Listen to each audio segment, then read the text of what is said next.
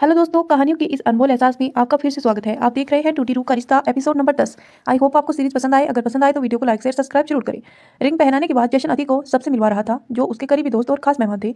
जशन का ये great side अति को और भी ज्यादा अच्छा लग रहा था। जब से वो दोनों पार्टी में आए थे, जशन ने उसे एक पल के लिए भी अकेला नहीं छोड़ा था। कहाँ तो वो ये सोच रही थी कि वो इन सब में कैसे डील करेगी, और कहाँ उसे तो अब कुछ करना ही नहीं पड़ रहा था। सब कुछ तो जशन ने ही संभाल लिया था, लेकिन अब जो हो रहा था वो उसे खुद ही संभालना था, और वो था वॉशरूम जाना। उसने जशन की तरफ देखा, जो उसका हाथ पकड़ कर खड़ा था, और बोली, आप बाकी सबसे बात कीजिए, मैं अभी आती हूँ। क्यों, क्या हुआ? मुझे वॉशरूम जाना है। अब कीमत कहिए कि आप मेरे साथ चलेंगे। मैं छोटी बच्ची नहीं हूँ, लेकिन आप अगर यूं ही मेरी आदतें बिगाड़ते रहे तो मुझे हमेशा बच्ची बनकर रहने की आदत हो जाएगी। तो क्या हुआ? मुझे तो मेरी छोटी सी बेबी डॉल ही अच्छी लगती है, और मैं चाहता हूँ तुम हमेशा ऐसे ही रहो। पर मैं ऐसे नहीं चाहती। I want to be your women, अति ने जल्दी से कहा। तो जशन मुस्कुराया। उसने मुस्कुराते देख अति ने उसे अपना हाथ छुड़ाया और वहां से वॉशरूम की तरफ चली गई। और उसे वॉशरूम की तरफ जाते देख कब से मौका ढूंढ रही नियति के चेहरे पर एक शैतानी मुस्कुराहट तैर गई, जो कब से दूर बैठी इसी का वक्त का इंतजार कर रही थी कि कब जशन अति से अलग हो और कब वो पार्टी का माहौल बनाए। क्योंकि फिलहाल तो उसके हिसाब से ये पार्टी थोड़ी बोरिंग ही लग रही थी। नियति ने एक सर्वेंट से कहकर वॉशरूम के हीटर ऑन करवा रखे थे, जिससे कि वहां जाने वाले हर शख्स को थोड़ी गर्मी महसूस हो। और जब अति भी वॉशरूम से बाहर आई तो अपना पसीना साफ करते हुए बाहर आई। उसने बाहर खड़ी मैड को वॉशरूम के टेम्परेचर मेंटेन करने को कहा, लेकिन अब उसे तो बहुत ज़्यादा प्यास लगने लगी थी। इतने में ही एक वेटर उसके पास आया, जिसे ट्रे में छोटी छोटी बोतल रखी हुई थी। अति ने जल्दी से एक बोतल ली और पूरी खत्म करते हुए बोली, थैंक यू भाई, सच में बहुत प्यास लग रही थी मुझे। उसे वहीं पास खड़ी नियति ध्यान से देख रही थी। वो उसे देखते हुए बोली, बहुत शौक है ना तुम्हें ये मासूमियत दिखाने का और दिखावा करने का, तो आज मैं तुम्हें दिखाती हूँ कि सच में तमाशा होता क्या है। कितना प्योर जशन ने सब लोगों को मिलवाया ना, तुम्हें और बेचारे को उन्हीं लोगों से अपना मुंह छिपाना पड़ेगा। तब जाकर उसे समझ आएगा कि तुम्हें अपनी लाइफ पार्टनर अनाउंस करने से उसे कितनी बड़ी गलती कर दी। क्योंकि तुम लाइफ पार्टनर तो दूर, घर की मेड बनने के लायक भी नहीं हो। पानी को खाली बोतल ट्रे में रखने के बजाय उसने दूर फेंक दिया और बोली, कमाल है भैया, ऐसी टेस्टी पानी तो मैंने अपनी जिंदगी में नहीं पिया। पीते ही ऐसे लग रहा है जैसे जशन में पहुंच गई हूं मैं। उसकी बात सुनकर वह वेटर के चेहरे पर भी शैतानी मुस्कुराहट आ गई, और उसने मुस्कुराते हुए नीति की तरफ देखा और थम्स अप करते हुए वहां से चला गया। आदि ने उस तरफ देखा जहां जशन खड़ा था। उसके साथ ही एक बिजनेसमैन शायद अपनी वाइफ के साथ खड़ा था। उसकी आंखें एकदम से नसीली हो गई।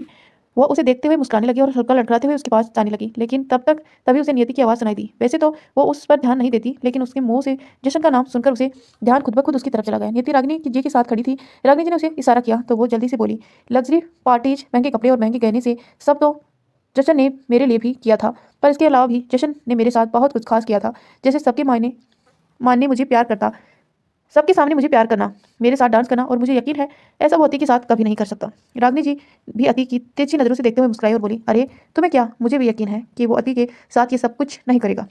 क्योंकि भले ही वो अति को अपनी बीवी मान ले, लेकिन उसका वो प्यार तो सिर्फ तुम्हारे लिए ही था। अति जो आंखें छोटी करती हुई उसकी तरफ देख रही थी, नियति की बात सुनकर उसका चेहरा गुस्से से भर गया, और वो मन ही मन बड़बड़ाते हुए बोली, क्या सच में जशन जी मेरे साथ डांस नहीं करेंगे? मुझे सबके सामने प्यार नहीं करेंगे? क्यों नहीं करेंगे? बेबी हूँ मैं उनकी, देखती हूँ मैं वो मुझे ज़्यादा प्यार करते हैं या तुमसे। उसने दूर से ही नियति की तरफ उंगली करते हुए कहा, जैसे वो उसके सामने ही खड़ी हो। जशन ने अति को वापस आते देखा तो राहत की सांस ली। उसे यही चिंता थी कि कहीं इतने ज़्यादा लोगों के बीच अति नर्वस ना हो जाए, इसीलिए वो उसे अकेला वॉशरूम में जाने नहीं देना चाहता था। लेकिन अपनी बेबी गर्ल की बातें सुनकर उसने उसे नहीं रोका। अति उससे करीब आई और उसे खींचकर एक तरफ ले जाने लगी। जशन को थोड़ी अजीब लगा, वो किसी से जरूरी बात कर रहा था, पर उसे वो बात बीच में ही रोकी और अति से पूछने लगा, क्या हुआ बीबी, सब ठीक तो है ना? कुछ ठीक नहीं है। आपको पता भी है आपकी ये पार्टी मुझे कितनी बोरिंग लग रही है। या ना ही कोई अच्छा म्यूजिक चल रहा है, ना ही कोई डांस कर रहा है, बस सभी लोग हाथ में गिलास लेकर खड़े हैं। ये देखिए आपके सामने ही कैसे पिए जा रहे हैं। उसने उस बिजनेसमैन की तरफ इशारा करते हुए मुंह सिकोड़कर कहा, जिसे जशन बात कर रहा था। जशन ने हैरानी से उसकी तरफ देखा। उसकी बेबी डॉल ऐसे बातें कर रही है तो हो ही नहीं सकता, लेकिन कब उसका मूड स्विंग हो जाए इसका भी अंदाजा नहीं लगाया जा सकता। वो बिजनेसमैन जशन की तरफ देखते हुए बोला, लगता है आपकी बीबी को पता नहीं कि हाई सिक्योरिटी पार्टी में नाच गाना नहीं होता। इट्स ऑल अडोइट expression, drink and dinner. Jashan ने उसकी बात सुनकर मुंह चुकाते हुए उसकी तरफ देखा, लेकिन वो कुछ कहता उससे पहले ही अति जशन के आगे आई और बोली, मुझे नहीं पता, लेकिन लगता है आपको कुछ ज़्यादा ही पता है। और फिर मुंह पिचकाते हुए बोली, मुझे अभी डांस करना है, मुझे ड्रिंक और डिनर नहीं करना। अपनी बेइज्जती होते देख मिस्टर वर्मा गुस्से होने लगे, और उन्होंने वो ड्रिंक वहीं फेंक दी और जशन की तरफ देखते हुए बोली, मुझे तो लगता था आपकी चॉइस बहुत क्लासी होगी मिस्टर जशन सिंह शेखावत, लेकिन आपकी बीवी की देखकर तो लगता है कि उन्हें तो किसी से बात करने की तमीज ही नहीं है। अपनी तमीज अपने पास रखिए। और आप क्या इनकी बात सुन रहे हैं? बीबी आपकी मैं हूँ या ये मोटे? अति ने अब मिस्टर वर्मा के पेट की तरफ देखकर कहा, तो मिस्टर वर्मा का गुस्से अपने पेट की तरफ ही बढ़ गया।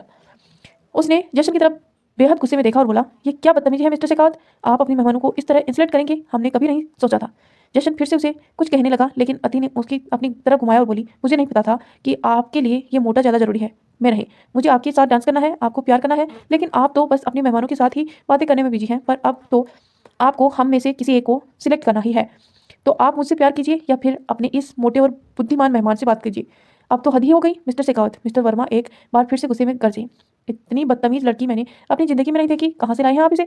महंगे कपड़े और गहने पहन लेने से क्लासी नहीं हो जाती। इसे बातों से लग रहा है कि ये किसी भिखारियों। उसकी ऊंची आवाज़ सुनते ही सभी मेहमान उसकी तरफ देखने लगते हैं। हर कोई बात करने लगते हैं। भिखारी, भिखारी कहा तुमने?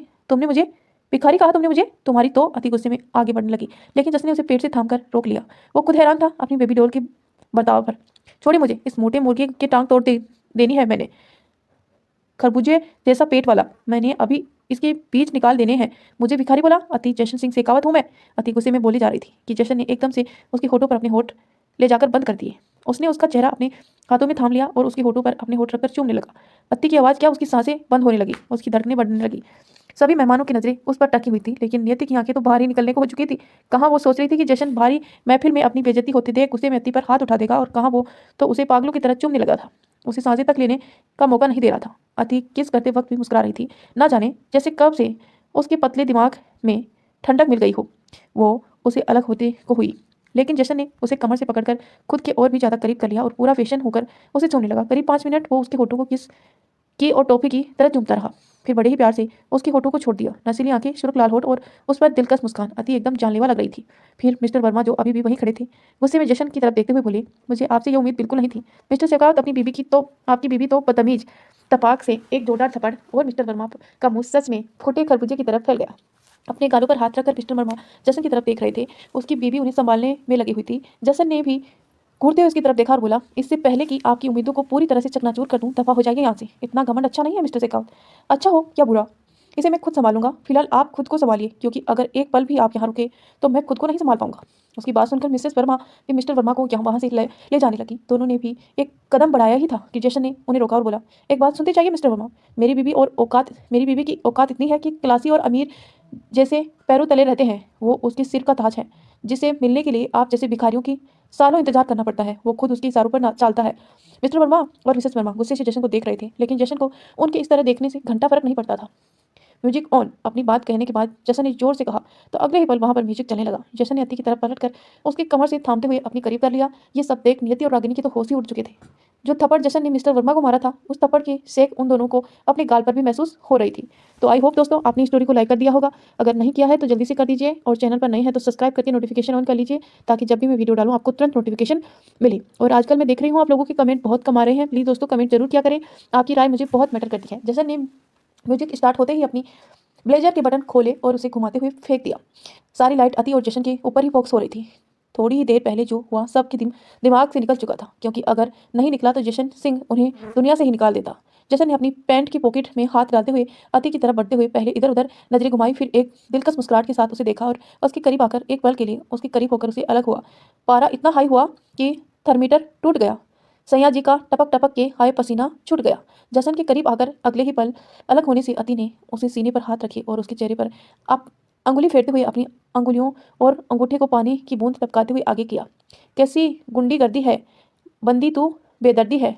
जसन ने भी मुस्कुराते हुए अति को देखा और फिर उसे कमर से थामकर खुद से सटा लिया। सर्दी में भी कर दी है, कर दी है, कर दी है। दोनों ने अपने चेहरे को एक दूसरे के चेहरे के दाएं बाएं लाते हुए अपने गालों को बारी बारी से रगड़ा और जशन एकदम से घुटनों के बल बैठ गया। हाय गर्मी है, हाय गर्मी है। जशन ने अपना चेहरा अति की कमर के बिल्कुल करीब लिया और उधर अति की कमर लचकाते हुए हरकत कर रही थी, तो दूसरी तरफ जशन के चेहरे पर कातिलाना एक्सप्रेशन कह डाल रही थी। दोनों का डांस खत्म हुआ तो सब लोगों ने उनके लिए तालियां बजाई। अति ने जो भी ड्रिंक पी थी, अब उसका नशा उस पर बहुत ज़्यादा हावी होने लगा था, जो उसकी आंखों में साफ दिखाई दे रहा था। इसलिए जशन ने पार्टी ओवर कर दी। आपने सबको भेज क्यों दिया? अभी मैं सबको नचाती तो कितना मजा आता। अति ने खुद में ही झूमते हुए कहा। उसके चेहरे पर एक दिलकश मुस्कुराहट चिपकी हुई थी, जो उसे अलग होने का नाम ही नहीं ले रही थी। जशन ने उसका हाथ पकड़ रखा था, वरना वो तो खुद के पैरों पर भी खड़ी होने लायक ही नहीं थी। घर के मेंबर अभी भी वहां मौजूद थे। नियति, रागिनी, हर्ष और मनीषा अभी भी उन्हें ही देख रहे थे और मन ही मन जल भी रहे थे। अगर उनमें से किसी ने यह हरकत की होती तो अब तक जशन ने उन्हें घर से बाहर निकाल दिया होता, लेकिन अति को तो वो ऐसे ट्रीट कर रहा था जैसे वो कहीं भी की राजकुमारी हो। पर उनकी भी कोई गलती नहीं थी। भले ही अति राजकुमारी नहीं थी, पर वो क्वीन थी, क्वीन अपनी किंग की, और इसी वजह से नियति उसे घूरते हुए देख रही थी।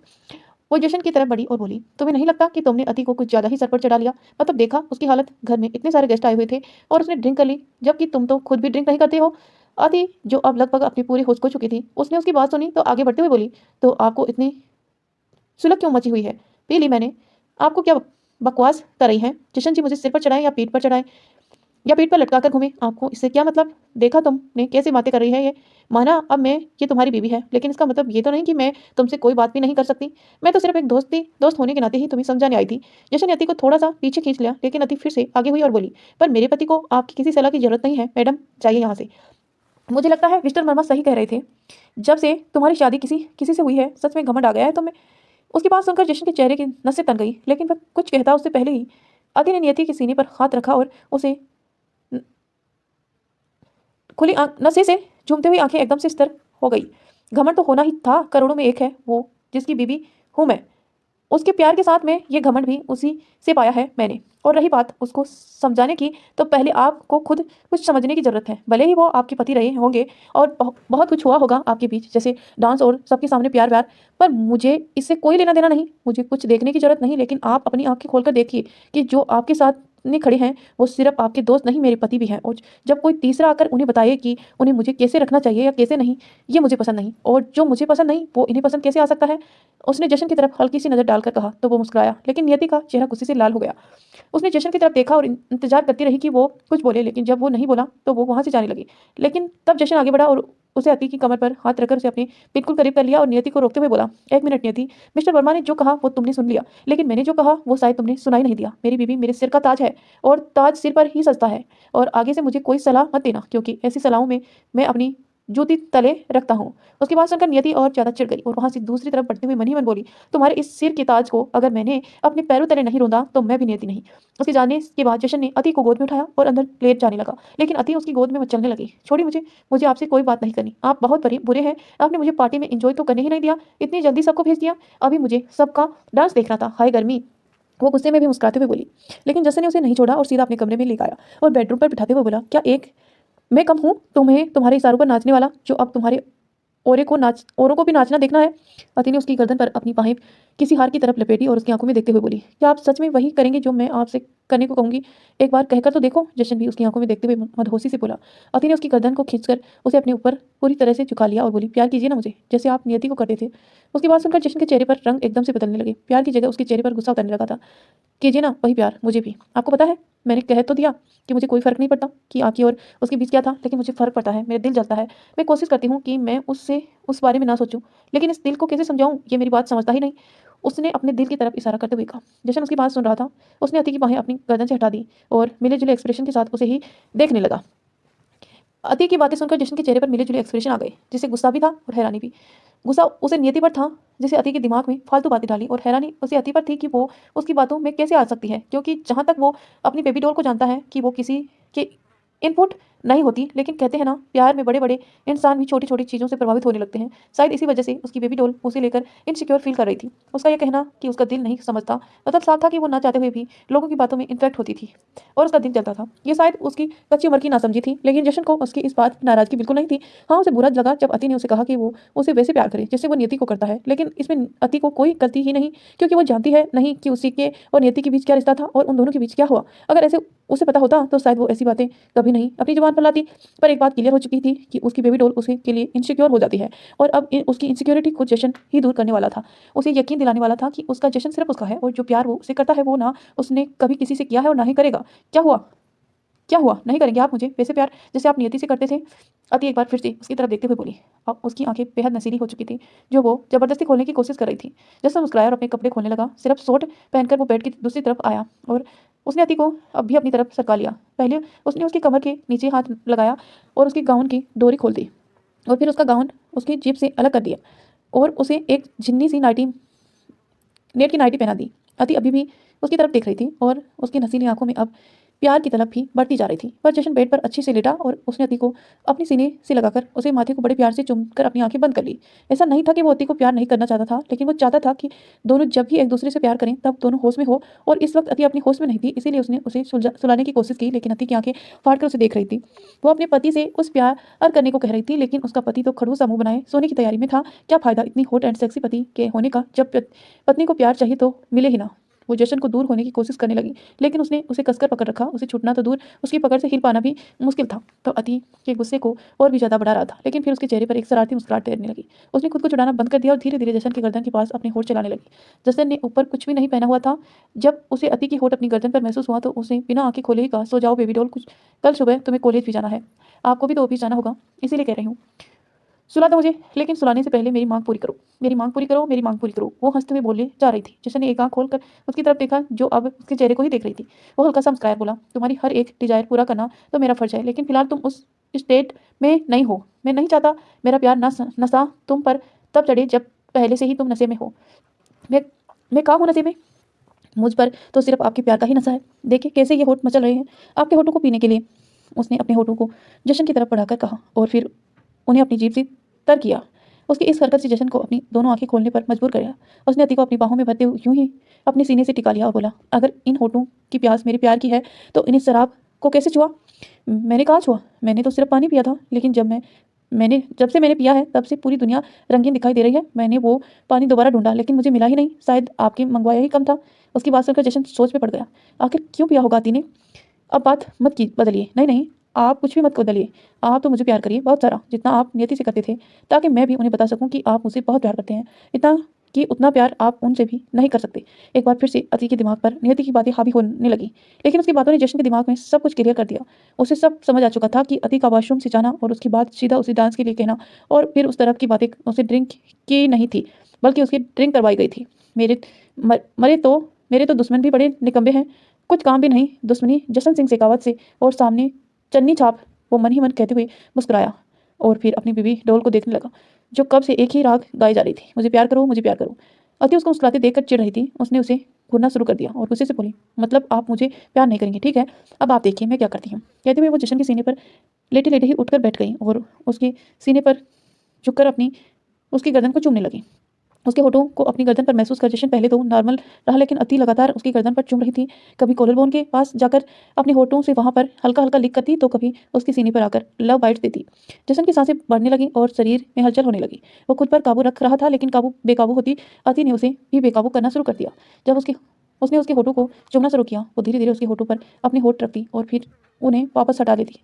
ऐसा वो लगातार कर रही थी। उसके हाथ जशन की कमर के पास चल रहे थे, जिससे उसके जिस्म पे होती हलचल बढ़ती जा रही थी। अति अब उसके होठों पर हल्की सी जीभ भी फेरने लगती है। वो उसके होठों के पास अपने होठ लाती है और अपनी जीभ कुछ इस तरह से अपने दोनों होठों पर चलाती है कि जशन के होठों भी उसकी जीभ को टच हो जाते हैं। लेकिन उसका यूं करना जशन को तड़पा रहा था, क्योंकि वो ना तो उसे पूरी तरह से चूम रही थी और ना ही वो छोड़ रही थी। अचानक उसने भी अपना कंट्रोल खो दिया और एकदम से अति को पलट कर अपने नीचे कर दिया और उसके होठ को बड़े पेशेंस से चूमने लगा। अति मुस्कुराना चाहती थी, लेकिन उसके होठ जशन के होठों की कैद में थे, इसीलिए वो मुस्कुराहट भी उसकी सांसों में ही कहीं गुम गई। अब उसने भी जशन का साथ देना शुरू कर दिया। कभी उसकी जीभ को पूरी तरह से खाती और कभी उसके होठों को। वो दोनों भूखे भेड़ियों की तरह एक दूसरे पर टूटकर खाने की कोशिश कर रहे थे। कभी होठ तो कभी गर्दन पर, हर जगह पर दोनों एक दूसरे को दर्द भी दे रही थी और मरहम भी लगा रही थी। जशन ने एक बार फिर से पलटा तो अति फिर से उसके सीने पर आ गई। जशन ने उसका गाउन बहुत नजाकत से उतारा था, लेकिन अब वो हल्की सी नाइटी उसने बड़ी बेशर्मी से खींचकर फाड़ दी।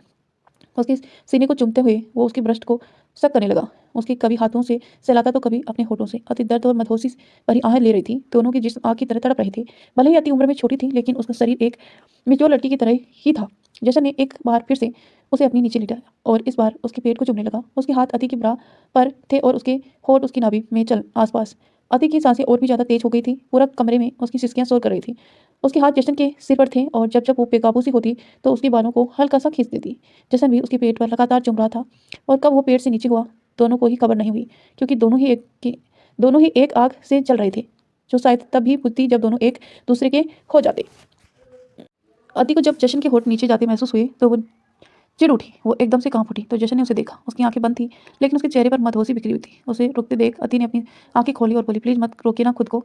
जशन ने उसके पेट पर अपने हाथ रखते हुए थे। अति ने उसकी हाथ पर अपने हाथ रखे और फिर आगे बोली, आप हर बार क्यों रुक जाते हैं? क्या सच में आप मुझे वो प्यार नहीं दे दोगे जो आप नियति को देते थे? मुझे अपनी कभी नहीं बनाओगे, पर मुझे होना है आपकी, प्लीज़ खुद को भी मेरा हो जाने दीजिए ना, वो बोल रही थी। और जशन को महसूस हुआ कि वो क्या करने जा रहा था। उसकी बेबी डॉल अभी 18 की भी नहीं हुई और वो उसके साथ अल्टीमेट होने जा रहा था। उसने सोचा था कि वो कभी ऐसा कुछ नहीं करेगा, लेकिन फिर आज कैसे खुद का काबू खो गया। अगर उसकी बेबी डॉल उसकी वजह से हर्ट हो जाती थी, और वो भी ये सब उस वक्त जब वो होश में भी नहीं, अगर होश आने पर वो खुद को नहीं संभाल पाई, तो अगर खुद से ज़्यादा गुस्सा अति पर आ रहा था, तो ना जाने क्या ही समझ कर बैठी है। अगर वो होश में होती तो जशन उसे बताता कि प्यार क्या होता है और कैसे होता है। उसे बताता कि वो सिर्फ उसका है और उसके प्यार पर सिर्फ उसका हक है, और वो क्योंकि दूसरों के बारे में सोचकर जल क्यों वो दूसरों के बारे में सोचकर जल रही है खुद को। अगर वो होश में होती तो उसे खुद के प्यार की आग में जलाता और फिर ठंडक भी वो ही देता उसे।